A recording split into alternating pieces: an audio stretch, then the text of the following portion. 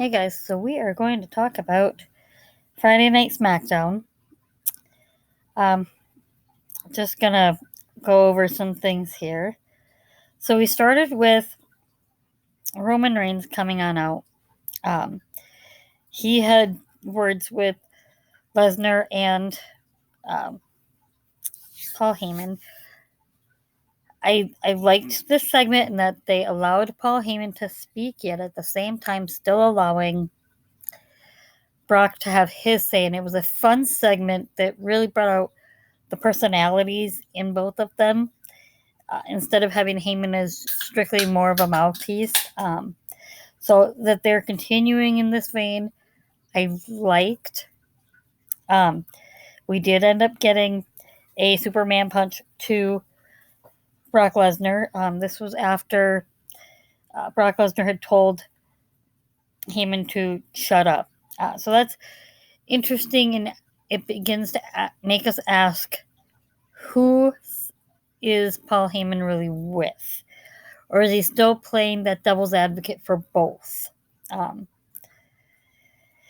We then did, throughout the night, get Adam Pearce letting Roman know that he was told to find a challenger for Roman's Universal Championship for the Royal Rumble, which he did. So we'll find out later that that is going to end up being Seth Rollins. I don't know if I like the way in which they did it. It wasn't very clear.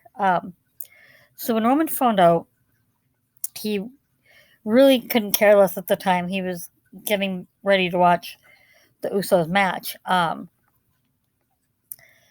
When the announcement happened, it was just Seth Rollins walking into Roman's dressing room or his locker room. It really was nothing else than that. He just walked in and he cackled. There was nothing that clearly stated that he was going to be the champion. It was later over social media that happened.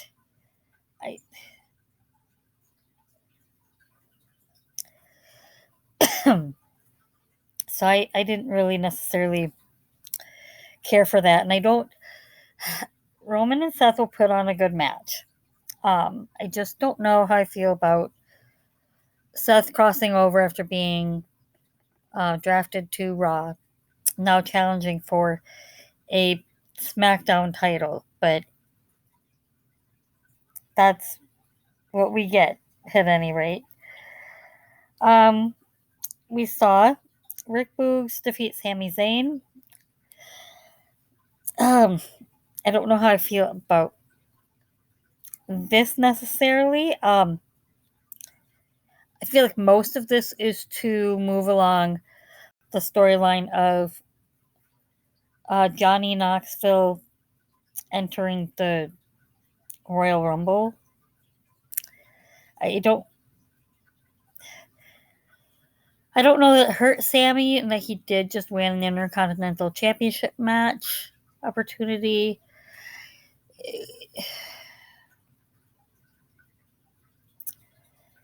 I mean, it's good for Rick Boogs. I mean, Sammy's a competent talent in the ring, so I mean, there's that. We did see Charlotte Flair announce that she was entering the Royal Rumble. I don't know how I feel about that. It is the first time that we've seen a women's champion enter it, but with this announcement, though, we got some super huge news that is actually really big, and I don't know that a lot of people understand how big it is. So WWE has not worked with any other promotion, whether Impact, New Japan, AEW, has not worked with them. For the first time,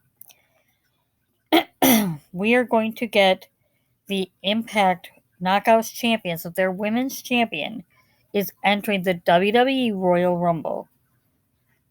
That is pretty big. You don't typically see that.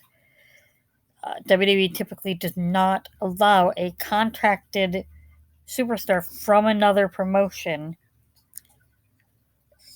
to enter any of their matches. They might let them make an appearance, but that would be about it. So this is pretty big. Some of the other names that were announced were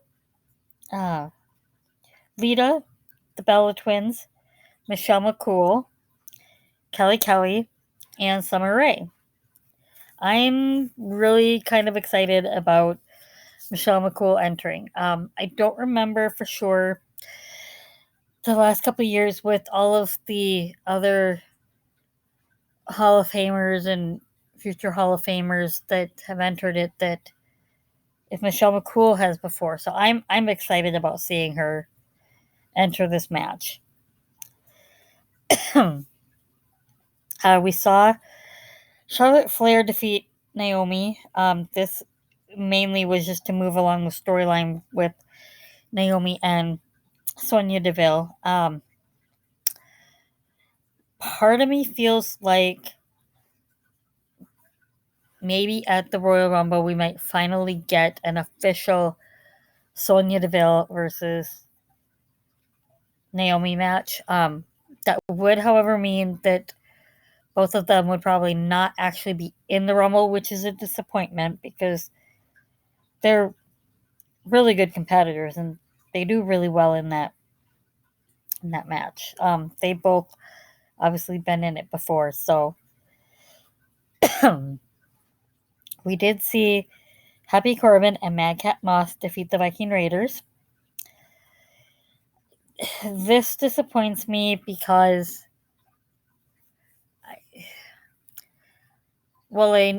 I understand that Madcap Moss and Happy Corbin need to start picking up some wins. I feel like with this new theme music for the Viking Raiders, you have something huge, something catchy, but you need to get them some momentum. And picking up a loss here did not help that.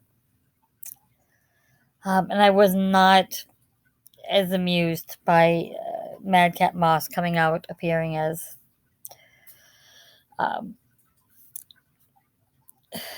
Drew McIntyre. It was very clear that he wasn't Drew McIntyre.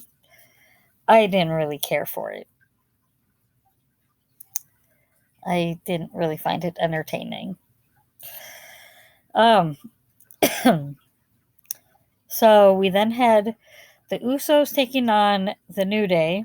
The Usos winning. It was a street fight. This meant that you could pretty much get anything happening. The interesting thing here is that so at day one, the Usos retained their championship using what used to be the finisher for the Dudley Boys, known as 3D. The Usos have now taken this and they now use it and they call it 1D. Otherwise, one and done is how they're kind of referring to that as, which is kind of cool. However, a lot of people, when the table was set up, understood that more than likely the finisher was going to be that 1D or 3D, whichever you want to refer to it as, through the table. Also another tribute to the Dudley Boys, who liked to use tables and they very frequently entered their matches.